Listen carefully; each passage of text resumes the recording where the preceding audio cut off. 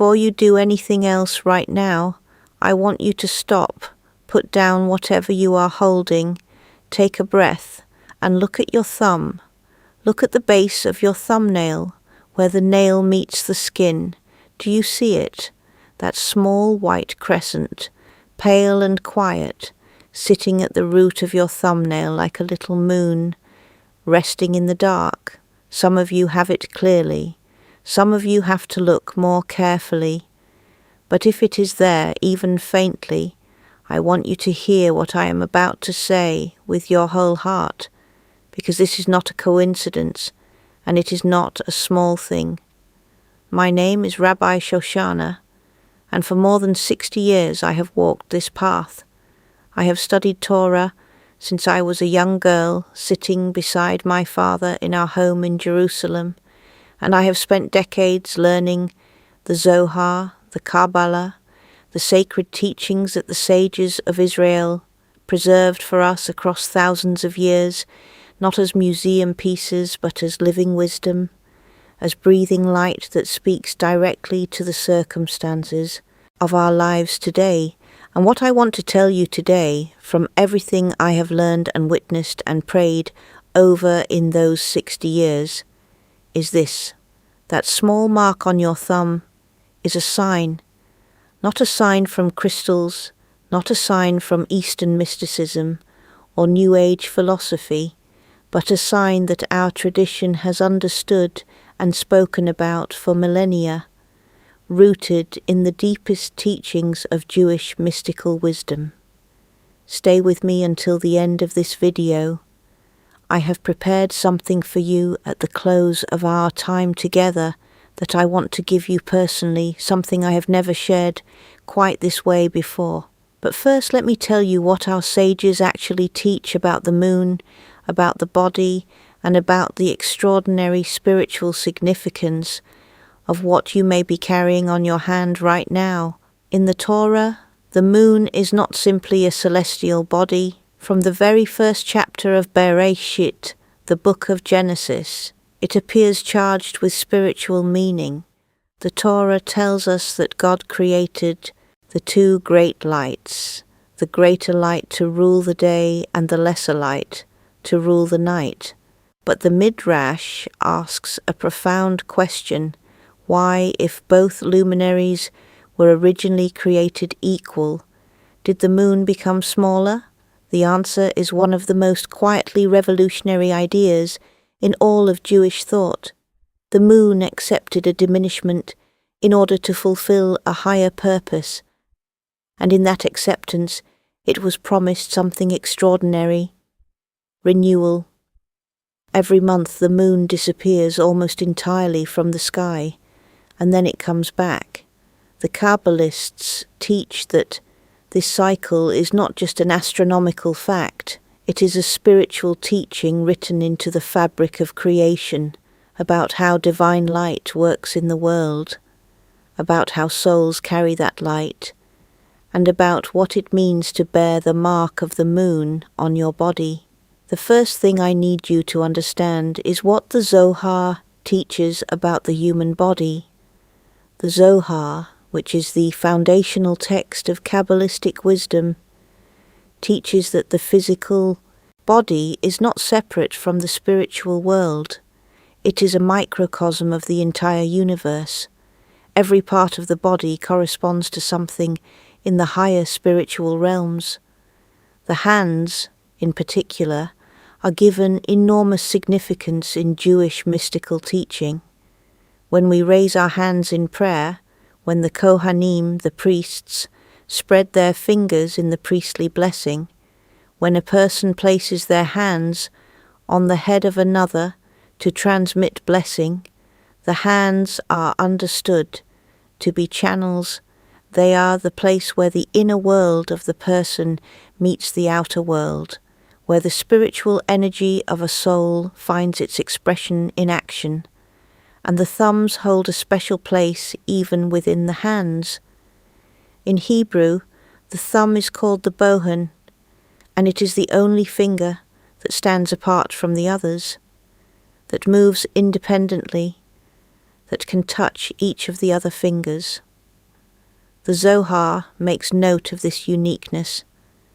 The thumb represents the aspect of the soul that connects to Chokmah, to divine wisdom, the highest form of knowing that exists not through intellectual analysis, but through direct contact with truth. When you see a marking at the base of that thumb, our tradition does not look at it as random biology. It looks at it as something placed there, as a signature of the soul. If you are finding this teaching meaningful, I want to ask you something before we go further.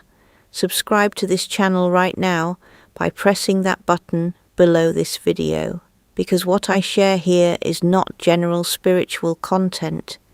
It is Torah. It is Kabbalah. It is the living wisdom of our people, and it is given to you because you need it.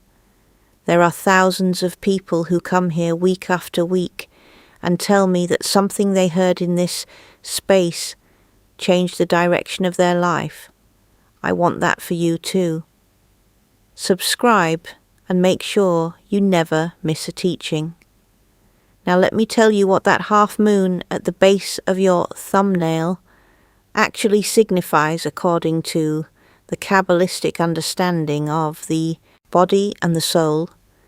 In the mystical tradition, the lunar, that white crescent at the root of the nail, is called by some of the Kabbalistic masters the seat of the life force in the nail. The nail itself is deeply significant in Jewish law and Jewish mysticism. After Shabbat ends, we look at our nails in the light of the Havdalah candle, the candle that separates the holy from the ordinary, the sacred from the mundane. Why the nails?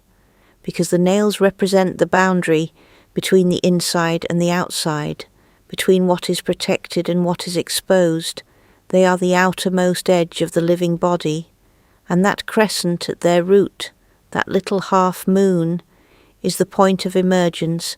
It is where the living nail is born, growing outward from that white arc of origin.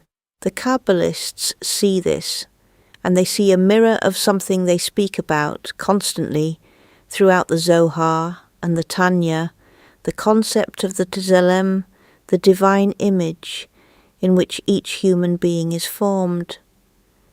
And within that, a Zelem, the notion that each soul carries within it a hidden point of light, an inner source that never goes dark, that cannot be extinguished, even when everything around it seems to be in shadow. If you have that half moon clearly on your thumb, what the tradition teaches is not that you are superior to others.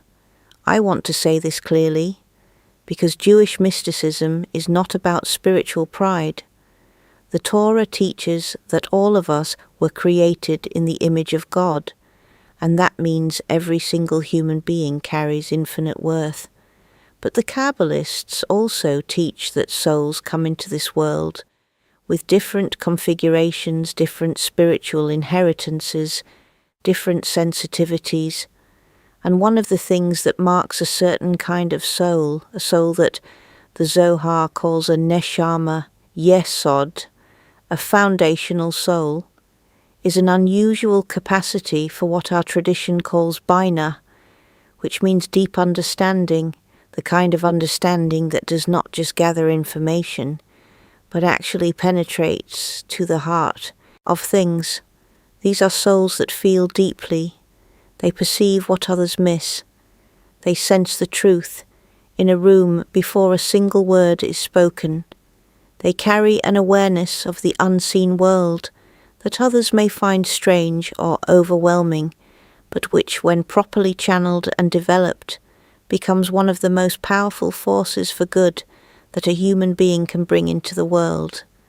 And here is what the Torah teaches about that kind of sensitivity. It is not a burden, it is a berashah, a blessing. But like all blessings in our tradition, it comes with responsibility, and it requires cultivation. The Talmud tells us that a person is not given a test they cannot pass, And the Kabbalah teaches that a soul is not given a spiritual capacity it cannot use. If you carry this sensitivity, this heightened awareness, this half moon that marks the living edge of your thumb, then the tradition is telling you something very direct. You are equipped for something. You have been given tools. And the question is not whether you have them, because you do. The question is whether you are using them. Let me speak to you now about the specific areas of life where this soul configuration, this lunar sensitivity, tends to express itself most powerfully. I want to go through them one by one, and I want you to feel, as I do, whether this resonates with your own experience of yourself. The first area is health and resilience. The Zohar teaches about chayim, life force, the animating vitality that flows through every created being. Souls with a strong lunar quality tend to have a remarkable capacity for recovery, not immunity from difficulty. The Torah never promises us a life without challenge, but a deep inner elasticity, an ability to return to center after being knocked sideways. The Talmud describes this in the image of the candle that bends in the wind but does not go out. If you have ever been through something that should have broken you and found yourself still standing, still building, still believing, that is not luck. That is a soul formed with a particular spiritual constitution. The Kabbalists teach that the greatest threats to our vitality come not from dramatic challenges, but from the slow erosion of our connection to our inner source. The antidote is Cheshbon Hanefesh, an accounting of the soul, a daily returning to our center and asking, am I living in alignment with what I was placed here to do? The second area is love and relationship. The Kabbalists teach about zivug, the spiritual pairing of souls, and they describe it as something that begins in the highest spiritual realms and descends into the physical world. But they also teach something easily overlooked. In order to be in a true zivug, a person must first do the inner work of knowing themselves. Souls with the lunar sensitivity I have been describing tend to love very deeply, in a way that sees through the surface of another person and touches something essential. This is a beautiful quality, and in the right circumstances, it creates bonds of extraordinary depth. But these souls often feel the pain of the people they love as if it were their own, and they must learn that love does not require self-erasure. The Torah teaches Vahavta l'reacha kamocha, love your neighbor as yourself. The love of the other is measured against, not instead of, the love of the self. You cannot give from an empty vessel. Caring for your own inner life is not selfishness in our tradition. It is the necessary preparation for giving real love to another. Now I want to pause and ask you to do something for those of you who have been listening and who feel that this teaching is speaking to your life. I want you to leave a comment below this video. Tell me, do you have the half moon on your thumb? Tell me what part of this teaching resonated most deeply with you. I read every comment. This community that has gathered around this channel is one of the things I treasure most, and your words matter to me. Write something below. Let me know you are here. The third area I want to speak about is prosperity and financial wisdom. And here I want to be very direct with you, because there is a great deal of confusion in spiritual circles about wealth and abundance. Some teachings make it sound as if prosperity is simply a matter of positive thinking, of raising your vibration, of attracting good things by wanting them strongly enough. And while I understand the appeal of that idea, I want to offer you what the Torah actually says. because I think it is far more useful. The Talmud teaches that prosperity is the fruit of wisdom applied to action. The Proverbs of King Solomon, which the Kabbalists consider one of the most spiritually dense texts in our entire tradition, is full of teachings about wealth, and almost all of them come down to the same principle, that the person who prospers consistently is the one who combines clear vision with disciplined effort, and who makes decisions rooted in understanding rather than impulse. The Kabbalistic concept relevant here is Malkut, the lowest of the 10 Sephirot, the divine emanations that govern the flow of spiritual energy through creation. Malkut means kingdom, and it represents the world of action, the realm where spiritual potential becomes physical reality. The Kabbalists teach that all the spiritual richness of the higher realms is only completed when it descends all the way into Malkut, into practical expression. And souls with a strong lunar quality, with heightened sensitivity and deep intuitive perception, have a natural gift for sensing where Malkut is being activated, where opportunity is about to open, where a particular moment is ripe for action.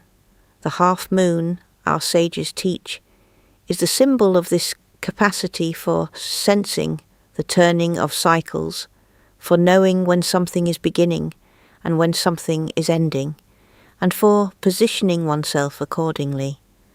The fourth area is leadership. This may surprise you, because deeply sensitive people often do not think of themselves as leaders, but the tradition gives us a very different picture of what genuine leadership looks like. The Torah's most beloved leaders were not the loudest or most confident. Moshe Rabbeinu, Moses, our teacher, whom the Torah calls the most humble man who ever lived, led an entire nation out of slavery for 40 years. King David, the greatest king in Israel's history, was also its greatest poet, a man of overwhelming emotional depth, who wrote the Psalms that have sustained our people through every darkness for 3,000 years. What the Kabbalah teaches about leadership is that it is rooted in da'ah, intimate knowledge that comes not from books alone, but from genuine encounter with people, with the weight and texture of lived experience. Souls with the lunar sensitivity tend to have an extraordinary capacity for da'at, for knowing people, for reading situations, for understanding what is needed before it is said aloud. That is the foundation of true leadership. Not dominance, not volume, but the ability to see clearly, to understand deeply, and to act with wisdom rooted in that understanding. I want to share something with you now, and I want you to take it seriously. If any of this is speaking to you, if you recognize yourself in these descriptions, if you feel that quiet recognition in your chest that says, yes, this is true about me, then I want to encourage you to do something practical. Share this video with someone in your life who you think needs to hear it. Because one of the things the Kabbalah teaches about the nature of spiritual light is that it multiplies when it is shared. The Hebrew word lahadlik means to kindle, to ignite a flame. And one of the oldest teachings in our tradition is that when you kindle a flame from another flame, you do not diminish the original. You add light to the world without taking anything away. Sharing what has helped you is not just generosity, it is a spiritual act. It is you functioning as a vessel for divine light. Press the share button on this video and send it to someone who needs this today. Now I want to speak to you about what the Kabbalah calls the cultivation of spiritual gifts, because understanding what you carry is only the beginning. The Zohar teaches that a potential unrealized is like a seed that has never been planted. It has everything within it that it needs, but it cannot become what it is meant to be until it is given the right conditions and the right care. For a lunar soul, 3 practices are essential. The first is hitbone nut, sustained contemplation, what the Alter Rebbe, Rabbi Shoshana Zalman of Liadi, described as the primary practice for developing Bina, for deepening understanding. Take 10 minutes each morning with a single verse of Torah. Ask it, "What are you teaching me today about my life?" Then listen, not with your ears, but with that inner faculty of perception that you have been carrying your whole life, perhaps without yet knowing how to use it deliberately. The second practice is gemilut chasadim, acts of loving kindness. The Zohar teaches that when a person extends genuine kindness to another, a channel opens in the spiritual world and divine light begins to flow more freely through that person's own inner structure. For souls with heightened sensitivity, this is not just morally good, it is spiritually activating. The Talmud teaches that tzedakah, righteous giving, saves from death, not as magic, but as a living spiritual law. Generosity keeps the channels open, and open channels allow blessing to flow in both directions. The third practice is tefillah, real prayer, not the performance of prayer, but the genuine act of standing before the divine presence and becoming transparent to yourself. The Zohar teaches that the tears of sincere prayer open gates in the heavenly realms that no key can open. If you are the kind of person whose heart opens easily in real spiritual moments, know that this capacity is not weakness. It is one of the most powerful tools a human soul can carry. Now I want to speak to you about something that people often overlook when they learn about spiritual gifts, and that is the question of difficulty. The Kabbalah teaches a principle called ratzo vashov, running and returning. It describes the movement of the soul in its relationship to the divine, always reaching, always pulling back, always stretching forward again. And what this teaches us is that spiritual growth is never linear. There will be times in your life when all the sensitivity and depth and perception that you carry will feel not like a gift, but like a curse, when you will feel things too sharply, when you will understand things you wish you did not understand, when your capacity to see deeply will bring you into contact with pain and darkness that others seem to move through without noticing. These moments are not signs that you are broken or that your spiritual gifts have failed you. They are what the Zohar calls the ketnut, the smallness, the contraction phase that is the necessary complement to gadlut, to expansiveness. Even the moon, that great symbol that we have been speaking about today, goes dark. Every month there is a night when the moon cannot be seen at all. And then it returns, not because it was ever destroyed, but because its light was hidden in preparation for a new cycle of revelation. If you are in one of those dark moon moments right now, if you are watching this video in a season where everything feels contracted and hidden and difficult, I want you to hear this directly from 60 years of living and studying and praying. Your light has not gone out. It is being gathered.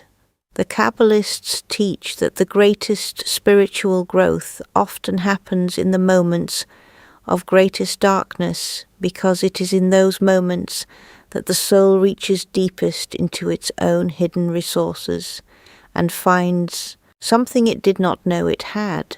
This is the meaning of the half moon at the base of your thumb. It is not just a sign of what you carry. It is a promise of return. It is the mark of a soul that knows how to come back.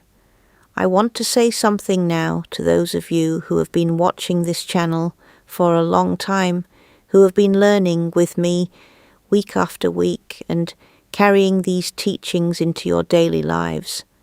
I see you. I know that the work of genuine spiritual development is not easy. I know that there are days when the teachings feel far away and the challenges feel very close. And I want to tell you that what you are doing matters, the effort you make to align your life with wisdom, to pray with sincerity, to love with depth, to act with integrity, even when it would be easier not to. All of that is real, and it is registered in the spiritual world in ways that you cannot always see from where you are standing. The Talmud teaches that a person does not know the full fruits of their actions in this world, but the promise of our tradition is that nothing done in sincerity is wasted. I want to give you now something practical to work with, something rooted entirely in the wisdom of our tradition that you can begin tonight. The Kabbalists teach about a practice called Kavanah, intention, specifically the cultivation of inner intention as a force that shapes spiritual reality. And one of the most powerful applications of Kavanah involves the body itself. Take a moment before you sleep tonight and look at your thumb. Look at that half moon, that little crescent, at the root of your nail. And in the tradition of Jewish prayer, I want you to hold your thumb near your heart and say silently or aloud the following intention.